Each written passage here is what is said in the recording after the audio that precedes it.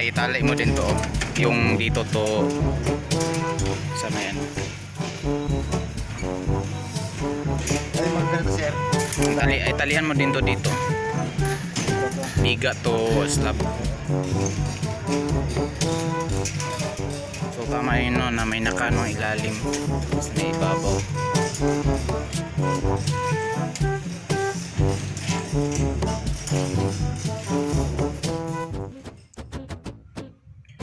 Concrete quality means for all construction industry. It is associated with excellence and good product. To achieve high quality product, two elements are necessary: technical knowledge and manual skill. There are two major parts of concrete: paste and aggregates. The cement paste consists of Portland cement, water, air voids, or any admixture which is optional, like the fly ash, ground granulated blast furnish slag, and microsilica as per ASTM C 1240.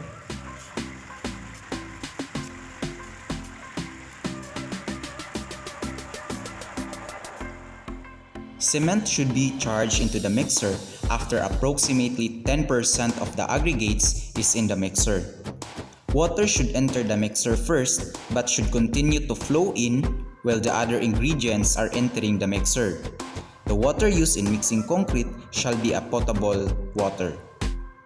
Mixing time of concrete usually takes 1 minute for 1 cubic meter plus 25 seconds for each additional cubic meter of mix. Hence, mixing time shall not be less than 50 seconds nor more than 90 seconds unless mixer performance tests prove that adequate mixing of the concrete in a shorter period of time.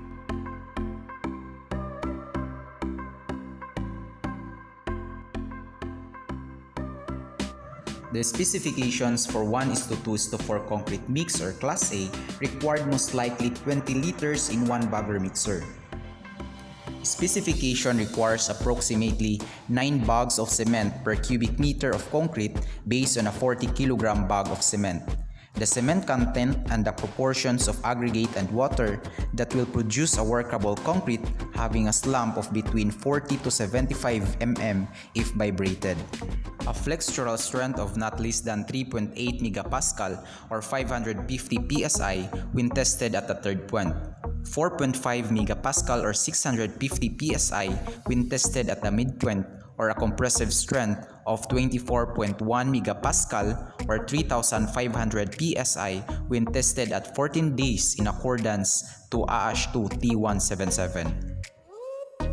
Thus, moisture content of the aggregates should be determined regularly for adjustment of mix proportions. Unless permitted by the engineer, only one brand and type of cement shall be used in the project.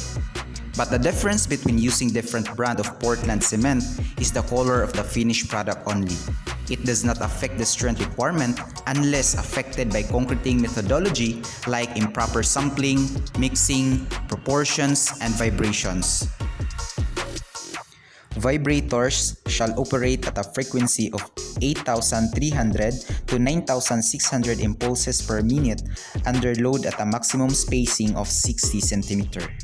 Concrete shall be consolidated against and along the faces of all forms and along the full length and both sides of all joint assemblies.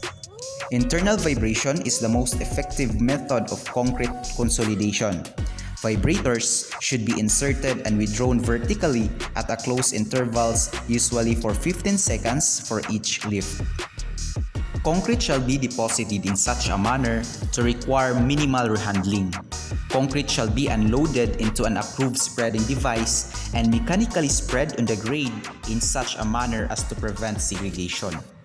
Necessary hand spreading shall be done with shovels, not rakes. Segregation is the main problem associated with wrong practice of conveying concrete. Concrete, as soon as placed, shall be screeded. Screed shall be 2 feet longer than the maximum width of the slab. Concrete cylinder samples are necessary. For compression, the standard size of cylinder mold is 6 inches diameter by 12 inches in height if the maximum size of the coarse aggregate does not exceed 2 inches. But use 4 inches diameter by 8 inches in height if the maximum size of the coarse aggregate does not exceed 1 inch. If the maximum size of the coarse aggregate exceed in 2 inches, the diameter of the cylinder shall be at least 3 times the nominal maximum size of the coarse aggregate. For flexural, the beam mold is a rectangular beam cast with long axis horizontal. The standard size of the beam mold is 6 inches by 6 inches, and the minimum size of the coarse aggregate is 2 inches. And the minimum depth or width of the mold is 6 inches. Cylinder samples are necessary. It represents the strength of the concrete during the concreting. It must be cured within 7 days to 28 days, depend on the specified strength. And of course, slump test is required, a recommended slump of 2 to 4 inches. And during testing, the strength will be considered satisfactory if the average of all sets of 3 consecutive strength test results equal or exceeds the specified strength, and no individual strength test result is deficient by more than 15% of the specified strength. As specified, the fine aggregates used in concreting shall consist of natural sand, stone screenings, or other inert materials, and shall conform to the requirements of AH2M6. It is the material passing the number 10 sieve or 2 mm shall have a liquid limit not greater than 35 and plasticity index of 4 to 9. It shall not contain more than 3 mass% of the materials passing number 200 sieve by washing. For minor concrete construction, it shall contain not more than 5 mass% of the materials passing number 200 sieve. Fine aggregates from different sources of supply shall not be mixed without the approval of the engineer. The use of beach sand is not allowed without the approval of the implementing agency. Thus, fine aggregates shall be free from injurious amount of organic impurities and producing a color darker than the standard shall be rejected. However, the coarse aggregates used in concreting shall consist of crushed stone, gravel, blast furnace, or other approved inert materials and shall conform to AH2M80. It shall not contain more than 1 mass% passing the number 200 sieve, and if it is subjected to 5 cycles of sodium sulfate soundness test, the weighted loss shall not exceed 12 mass%, and only one grading specification shall be used from any one source. Thus, the coarse aggregates used in concreting shall have a mass% of wear not exceeding 40 when tested by AH2T96. Hence, forms and false work should not be removed until the concrete has attained the percentage of the specified compressive strength. For floor slabs, it takes 14 days to be removed with a minimum percentage of design strength of 70%.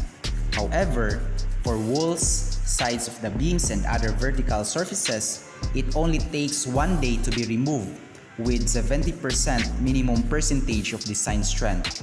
And for columns, it takes 2 days to be removed with 70% minimum percentage of design strength. For centering under girders, beams, frames, or arc, it takes 14 days to be removed, but it needs 80% of the minimum percentage of the design strength. In addition, the concrete should be cured immediately after the final placement, especially during the first 7 days, in order that plastic shrinkage cracks will be prevented or minimized. Liquid membrane forming compound is commonly used as curing medium for fresh concrete. And remember that 16 to 27 degrees Celsius or 400 degrees Fahrenheit is needed for the curing temperature of the concrete samples.